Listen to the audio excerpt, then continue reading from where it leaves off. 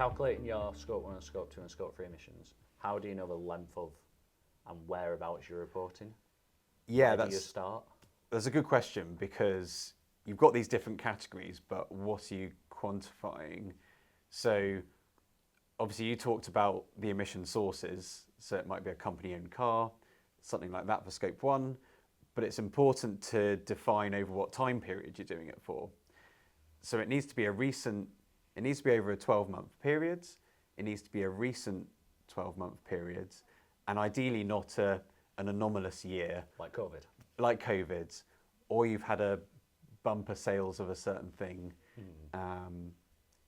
Yeah, so a recent year, 12-month period, that ideally is a typical business year. Yeah. So it could be like a calendar year or a financial year. Yeah. Would you have any sort of recommendation for either? Often financial years work well for companies because their accounts and all their reporting lines up with the financial year. But we've had clients do a mix of all of these different things. And sometimes with those anomalies, you could average a few years. Yeah. But I see what you mean. typically 12-month periods, recently, normal year, and then that's your baseline. And then all your targets are set back to that baseline. The benefit of having your baseline year is you can then quantify what emissions you can make. And with that, you can make sensible financial investments in the right way. So we've had some clients that have invested tens of thousands of pounds in solar panels, which is obviously great, but we found their carbon footprint from their electricity was quite low, and they could have had much greater impact elsewhere in the business by actually buying sustainable wood products. So without that baseline year, they didn't know, where they should have the greatest impact. So that's the importance of having your baseline year. Yeah, and I guess it's the starting point for that progress as well, isn't it? So if you have that baseline year, in the future you can see where you've come from, and it maps that journey from the start and where you're going. Whether that's, unfortunately, an increase in emissions if it goes up, or if it's a reduction in emissions, or companies might just want to maintain if they're already low. And I guess without that baseline, you wouldn't be able to measure how much you've reduced your carbon footprint. Yeah, exactly. Which is the whole point of what you're trying to do. You're trying to reduce it and then quantify it, and then you can say as a business, we've reduced our carbon footprint by this much. I think that's the key, isn't it? Having that percentage of emissions you've reduced and where you are. That's ideal.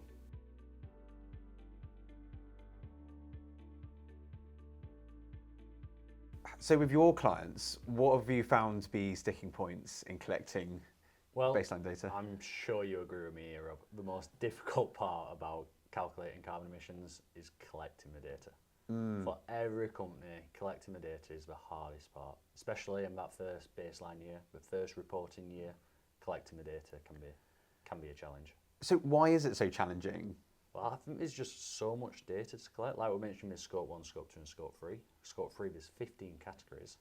Yeah. So there's a lot of different things there to collect. You've got a reporting year of a year, you've got a reporting timeline of a year. In that year, you've got to get the activity data for all the emission sources.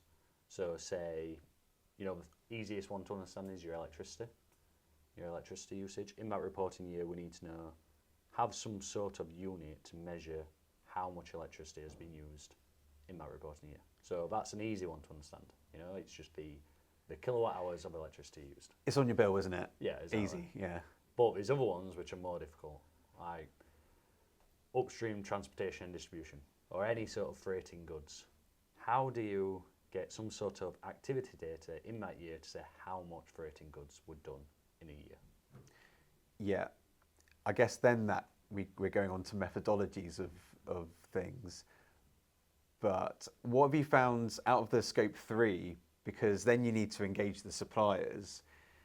So a business might have its own accounts and all its data in order, but it spends money on materials, but then it needs to ask them for their data. Have you found issues there? Yeah, like I said, this is where it gets difficult, the scope 3 part.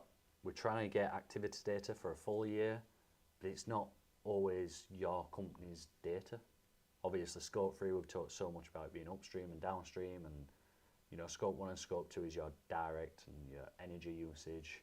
So they're easy because they're in your company. You can easily get that activity data for the year. But like you've just mentioned, the Scope 3, when you are asking for it from suppliers or trying to get data from suppliers, that's where it gets really challenging. We can go through each category and talk about,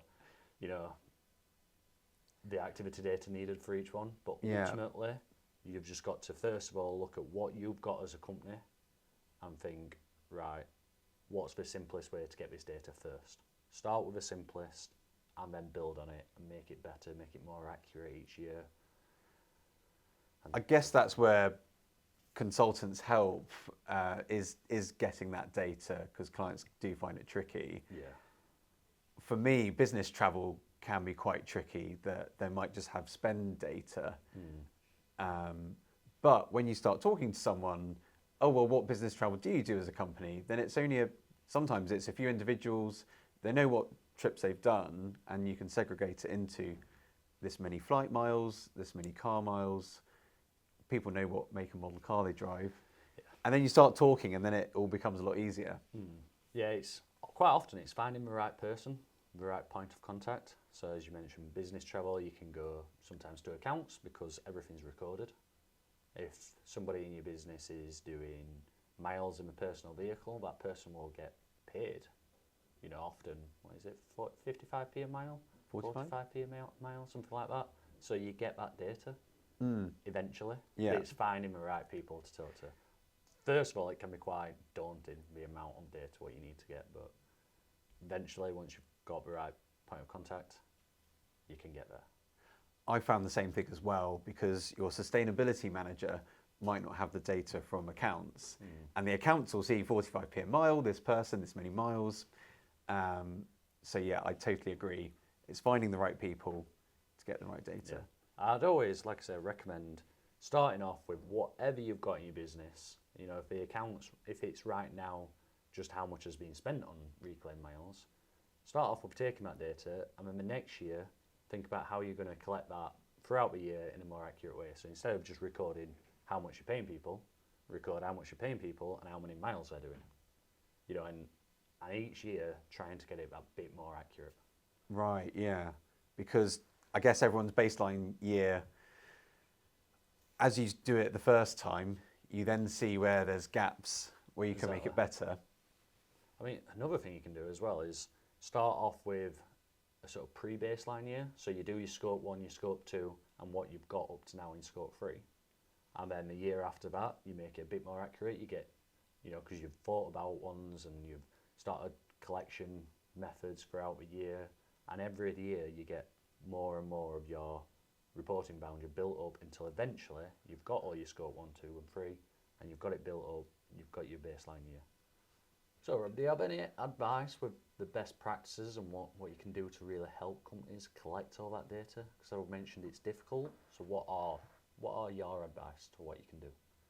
Yeah, so the better you understand all the scopes, you understand what inputs you need.